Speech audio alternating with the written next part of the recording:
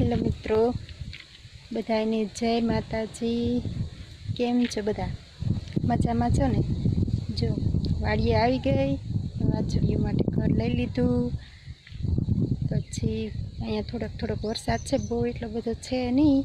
હું આગળ વિડીયોમાં કહેતી હતી એમ અમારે અત્યારે વરસાદની ખૂબ જરૂર છે। અહીંયા પણ એટલો બધો છે નહીં। આજે હજી અમારે નદીમાં એકવાર પાણી પણ નથી આવ્યું, એટલે વરસાદની જરૂરત છે।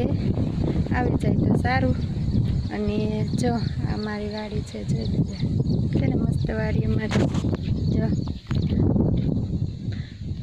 કપાસની ખેતી કરી છે, કપાસ છે, મગ છે, મકાઈ છે।